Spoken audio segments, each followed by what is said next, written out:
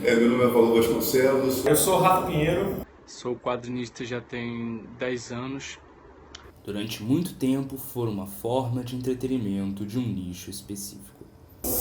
Então, quando eu era bem criança, meu pai tinha alguns quadrinhos em casa, uma pouca coisa mesmo. E leio história em quadrinho, sei lá, desde sempre. Eu sempre tive em casa livros e revistas variadas.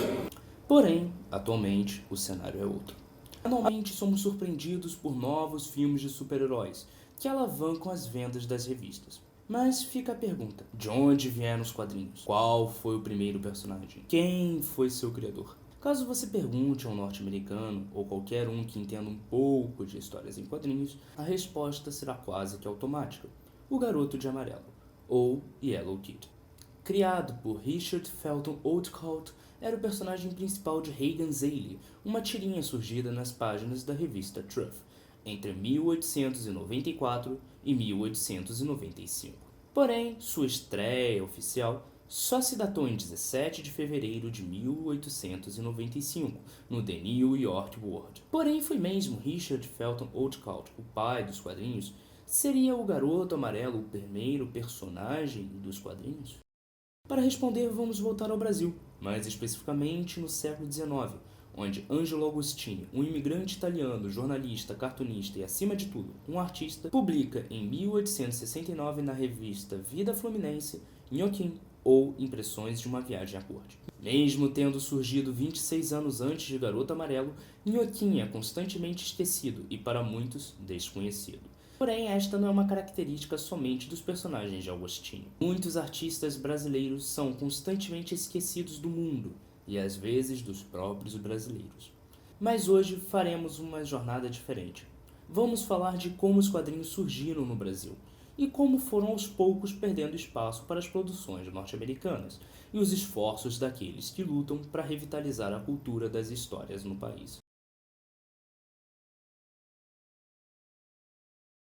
Vamos iniciar nossa jornada anos após Nhoquim. Todo quadrinista nacional, quase todo, procura eventos. Porque eu queria contar histórias com pessoas que não fossem os americanos, por exemplo. Nada contra, assim, eu consumo americanos e japoneses, assim, aos borbotões.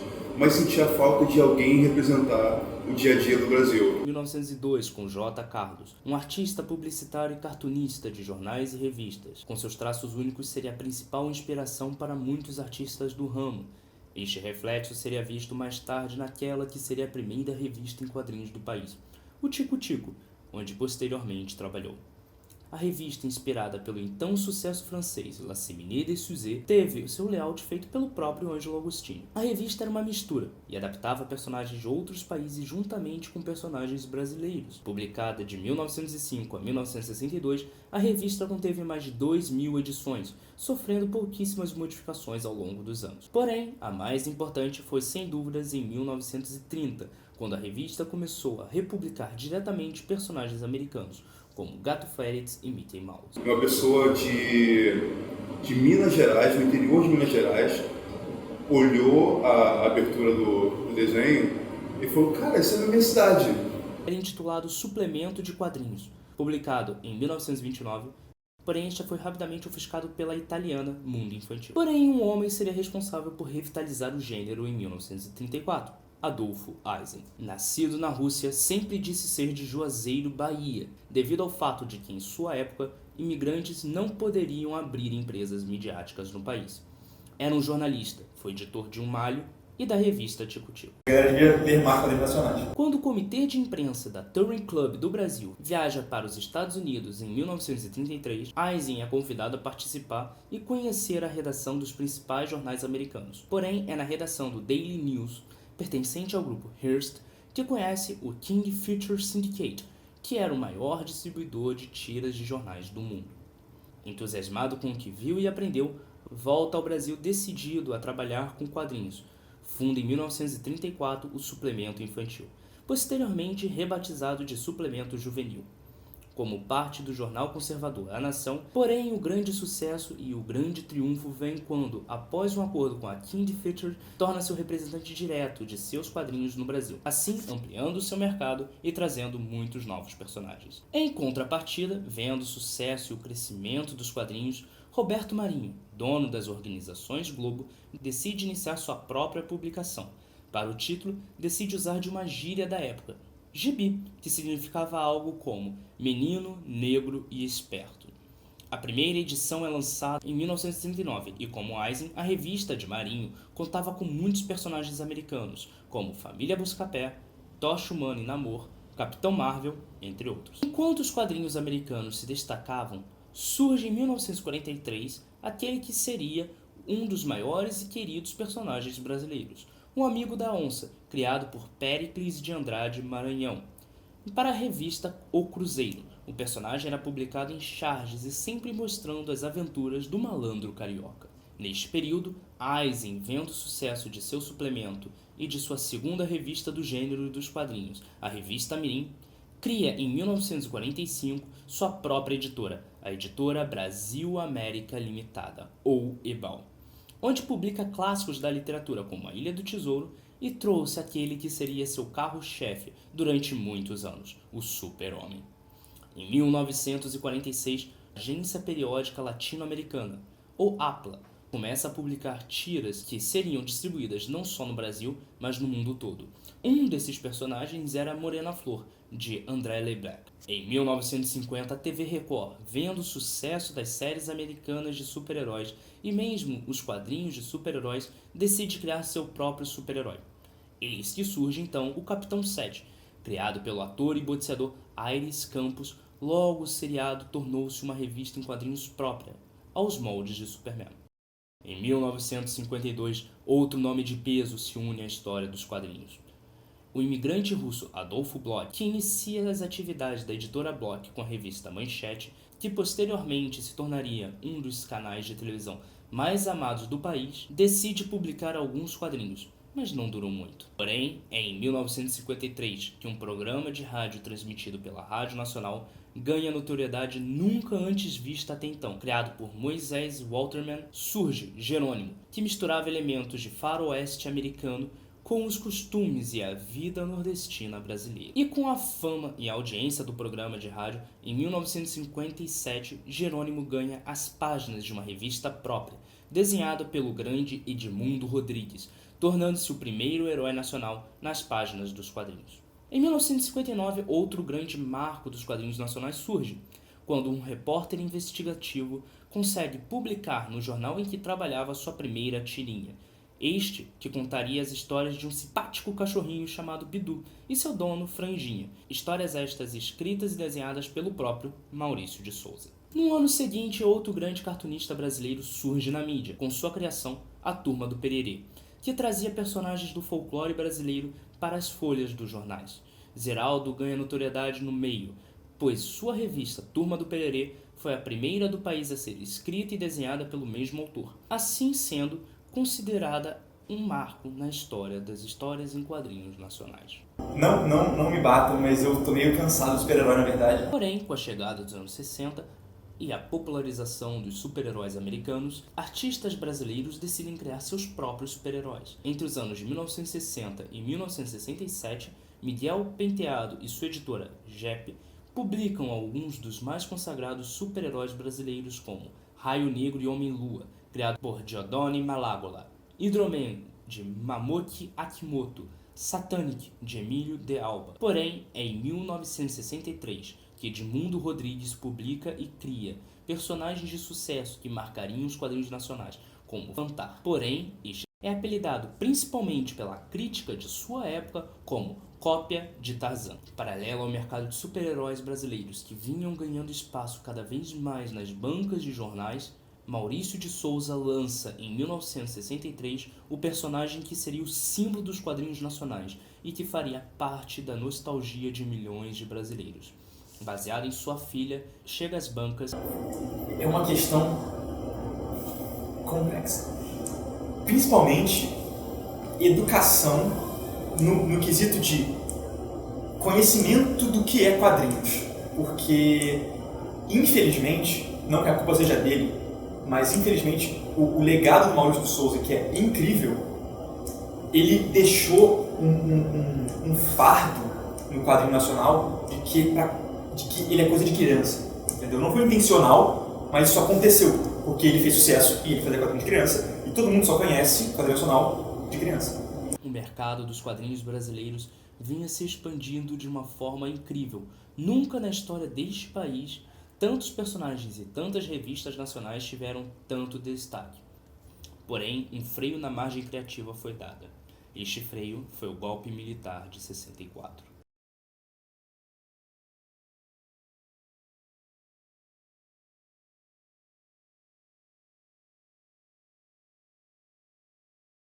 Durante este período, muitos cartunistas pararam de criar super-heróis e ou publicar seus já consagrados, para criar histórias e revistas e personagens a fim de criticar o que estava ocorrendo no país. Exemplo disso são os quadrinhos eróticos de Carlos Zéfiro e Enfield. Outro tipo de publicação surgida durante a ditadura militar foi o semanário O Pasquim, criado por Ziraldo e por um grupo de humoristas. Recheado de críticas e de charges com temas adultos, fez muito barulho para sua época. Apesar dos movimentos dos quadrinhos estarem mudando, a editora Ebal tenta continuar com a criação de super-heróis nacionais. Surge então em 1969 o Judoca, criado por Pedro Anísio e Edmundo Barão, que torna-se um dos maiores representantes dos super-heróis nacionais, principalmente por ser um dos poucos que havia neste período, inclusive ganhando um filme próprio, estrelado por Pedro Aguinaga. Porém, este filme foi perdido.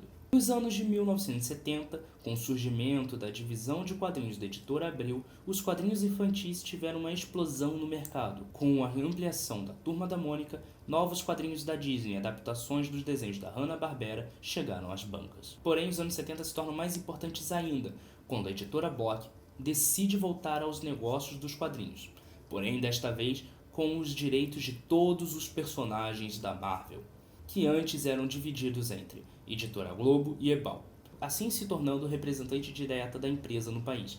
Para ajudar na administração de tantos personagens, a Block decide convidar alguém que tivesse experiência com os quadrinhos nacionais e com a fama gerada por ele. A escolha foi simples e direta. Foi Edmundo Rodrigues, que rapidamente deixa de ser o Edmundo do Jerônimo e se torna o líder da Marvel. Em contrapartida, a grande concorrente da Marvel nos Estados Unidos, a DC Comics, aqui seu representante é a Ebal, que vendo o sucesso dos personagens da concorrente, começou a investir pesado em publicações de seus dois principais personagens, Batman e Superman. Nesta década surge também a revista Crass, que tentava trazer e criar personagens brasileiros para concorrer com os americanos que ganhavam cada ano mais espaço. Mas eu acho que a culpa é do quadrinista brasileiro. O Brasil ele perdeu muito mercado quando perdemos pessoas enormes como Adolfo Bloch, que tinha a Bloch Editoras, que trazia muita coisa de fora, mas pegava muita coisa do mercado nacional e promovia de forma industrial, que é o que hoje em dia a gente não faz. A gente tem muito artista bacana, tem muito roteirista sensacional de quadrinho, mas não tem ninguém que seja tanto artista como empresário para levar a sua arte para o grande público. Que é um exemplo muito fácil. Se você conhece uma marca de biscoito e ela está na prateleira, você pode escolher comprar essa marca de biscoito. Se você não conhece essa marca de biscoito, você não tem nem a possibilidade de comprar essa marca de biscoito. Mas a pessoa que está fazendo essa marca de biscoito que ninguém sabe que existe, precisa ganhar dinheiro para poder fazer a próxima leva de biscoito. E é isso que eu acho que está faltando no mercado nacional ainda. Os atores que são artistas levarem sua obra de forma mais mercadológica para que o público conheça e possa ter esse poder de decisão. Que ninguém pode dizer se é bom ou se é ruim, se ela não tem acesso. Vendo então um aumento considerável nas vendas e o crescimento do mercado dos quadrinhos, a Block novamente investe no mercado, uma ideia nunca antes vista. Ela percebe o sucesso que alguns programas de televisão tinham e o quanto eles poderiam render histórias memoráveis em quadrinhos. Assim, Dedé, Didi, Mussum e Zacarias recebem sua adaptação em quadrinhos, na revista Os Trapalhões. Assim, iniciando uma tradição de adaptar ícones da TV para as folhinhas. Alguns nomes como Angélica, Xuxa, Faustão, Gugu foram só alguns dos exemplos de personagens que surgiram neste período até os anos 90. Porém, os anos 80 foi a época das transformações. Neste período, o mercado dos quadrinhos começa a tomar a forma do que conhecemos hoje. Ziraldo lança o Menino Maluquinho, que logo é adaptado para os quadrinhos pela editora Abril. A Ebal começa a perder forças quando dívidas trabalhistas e má administração começam a afetar toda a companhia. Em 1983 surge a Rede Manchete de televisão, uma das propriedades de Adolfo Bloch. Rede Manchete, você em primeiro lugar. Os quadrinhos japoneses que vinham ao Brasil de forma tímida, nos anos 80 tiveram uma explosão, principalmente no final da década. Alguns personagens brasileiros também surgiram nesta década, como Quebra-Queixo de Marcelo Campos, a revista humorística Los Três Amigos, dos cartunistas Laerte, Angélico e Glauco, a revista em quadrinhos adultos Chiclete com Banana. Surge então a década das transformações, os anos 90. Adolfo Bloch e Adolfo Einstein falecem nessa década, e junto com ele seu império. Os direitos da DC e da Marvel são comprados pela editora Abril. O sucesso dos desenhos e animes baseados em quadrinhos, revistas infantis de personagens como a Revista do Herói e Mangá Mania surgem. A esta altura, os personagens brasileiros que já não tinham mais espaço e nem formas para competir com os quadrinhos internacionais, com algumas esporádicas exceções, é claro, fez com que poucos quadrinhos e personagens nacionais surgissem nos anos 2000 e no início do século XXI. Talvez as maiores mudanças do novo século seriam um aumento no número de mangás publicados no país e a compra dos direitos da Marvel e da DC pela editora italiana Panini, que passou a publicar os títulos a partir de 2001. Hoje o cenário, por outro lado, é de revitalização. Assim, eu vejo que mais pessoas estão se interessando em fazer quadrinhos. O único problema é que não é na mesma proporção que crescem os leitores de quadrinhos no Brasil. Então, infelizmente, o quadrinho nacional está se tornando um mercado de nicho, onde os quadrinistas, aqueles que fazem quadrinhos no Brasil, vão para os eventos, compram os quadrinhos dos outros que fazem quadrinhos e fica nisso. Então, assim, são poucas as pessoas que vêm de fora e alimentam esse mercado. E acho que isso é o objetivo que nós quadrinistas estamos tentando chegar agora. Assim, chegar no público que não é quadrinista, né? A galera que lê quadrinhos não faz quadrinhos. Porque essa galera só lê americano. Ou pelo menos de tentativa dela. Que acha que você é um ser mutante. Graças a Deus é um ser mutante. Você vai evoluindo e mesmo defeito que hoje em dia acontece, na próxima arte você está mudando, isso é orgânico e é bacana, é parte do crescimento do artista. Mas uma coisa que depende de mim e depende de todos os artistas que estão aí e reclamam de não conseguir atingir o público, é tentar mudar, é sentar na mesa e debater. Por que as pessoas não gostam de mim? As pessoas têm bronca de mim, será? Será que as pessoas não gostam do meu personagem? Será que eles não amam o meu personagem assim como amam o Capitão América? Ou será que existe um outro motivo que eu acredito que sim? Que, na minha opinião, as pessoas não sabem que o seu personagem existe. E se ela não sabe que ele existe, de que forma você faz com que ele exista? Como é o caso do quadrinho A Ordem, que reúne 20 super-heróis originais brasileiros e que foi feito por financiamento coletivo pela internet e pela Catarse. A revista Protocolo A Ordem, né, que é um projeto também que envolve super-heróis nacionais, projeto que eu criei em 2014 com a ajuda de vários autores nacionais. Esse projeto ele tem o intuito de realmente reunir os super-heróis nacionais como se fosse uma grande liga, né? Em 2014 a gente lançou na internet através do Catarse, né, por financiamento coletivo.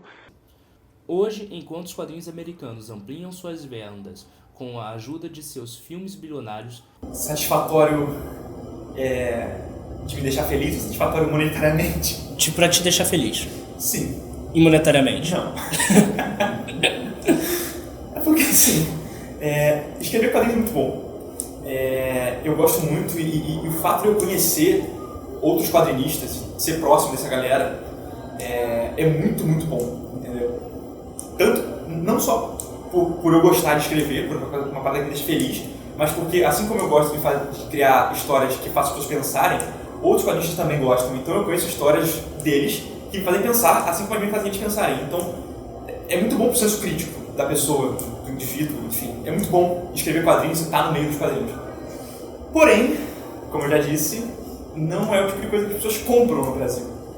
Então eu não ganho muito dinheiro.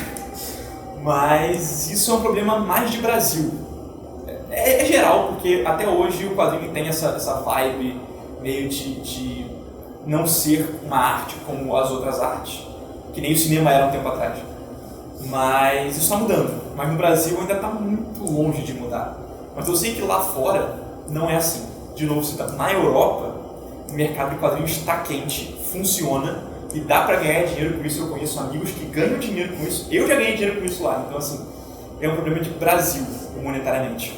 Se você quer começar a desenhar, pegue nesse minuto um lápis e um papel, não importa que qualidade, e desenhe. Se você quer escrever, pegue nesse momento, assim, você está vendo por uma mídia digital. Então você pega o seu celular, começa a escrever, pega um lápis de papel, uma caneta de papel e escreva. Se você é um distribuidor, vai na internet e procura como ser o melhor distribuidor do mundo e distribua. Se você é um cara que faz cobertura de imprensa, se pergunte por que eu não estou cobrindo esse material, que ele pode ser o melhor material do mundo daqui a 2 anos. Que você cobrir a Marvel é muito legal. Agora, você cobrir o Megasônicos, o João Ventania, o Meu Herói, o Capitão Red, faz com que a indústria brasileira cresça, você se beneficie e todo mundo tenha acesso a mais coisas, porque quem faz o Meu Herói pode fazer um outro quadrinho daqui a pouco. E daqui a pouco tem franquias de Batman brasileiros e Capitão Marvel brasileiros e toda a série de coisas. Então, se você quer começar, comece agora. Artistas brasileiros lutam para conseguir lançar seus personagens e criar seu legado. E mesmo que a concorrência seja forte, eles lutam um dia de cada vez. Este documentário não é uma crítica ao cenário atual, tampouco um registro histórico do que já foi, mas sim uma homenagem a todos que fizeram parte desta arte, que são as histórias em quadrinhos. Ou gibi, se preferir. Muitos artistas ficaram de fora deste filme, e muitos personagens também. Mas não porque são menos importantes, mas porque alongaria demais. Por isso, convido a todos a pesquisar e conhecer melhor os quadrinhos nacionais e os heróis que lutam diariamente para ganhar espaço nesse mercado. Afinal, este é o Brasil, o país dos quadrinhos esquecidos.